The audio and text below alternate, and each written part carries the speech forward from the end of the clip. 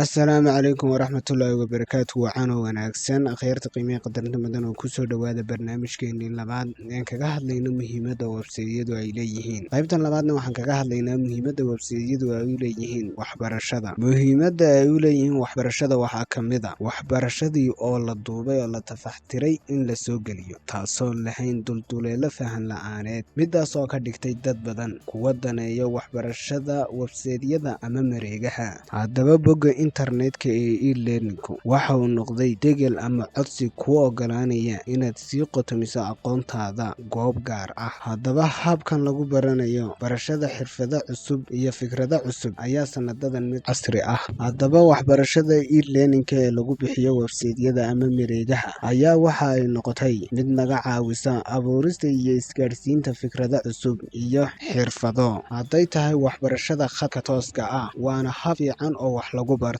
Haddaba sida aan ognahayba, caalamka ayaa u jihaystay dhanka internetka, haddii ay noqoto baraha lagu xantabo iyo mareegaha ganacsiba, sababtoo ah jiilka soo koraya ayaa si weyn u isticmaala baraha bulshada. Jaamacado badanna waxay u jihaysteen Instagram-ka iyo Twitter-ka si ay u soo jiitaan arday cusub. Dhan kale haddii aynu ka eegno, waxbarashada e-learningku waxay macallimiinta u sahlaysaa inay gaadhaan caymis heer sare ah si ay fariimo joogtaha ugu diraan dhagaystayaashooda bartilmaameedka u ah. Tanina waxay hubinaysaa in dhammaan ardaydu ay heleen tababaro isku mid ah. Waxbarashada qaabkan waxayna wax ku bixiyaan kooras khadka tooska ah, waana agab waxbarasho oo elektaroonik ah oo loo isticmaalo barashada khadka tooska ah ama e-learningka, waana aalad waxbarasho oo xaqiiqo ku ah nidaamkan waxbarasho ee casriga ah. Haddaba barnaamijka xiga waxaynu kaga hadli doonaa shabakadaha internetka, habkaad wax uga baran kartid, haddii ay noqoto lacag iyo haddii ay noqoto bilaashba.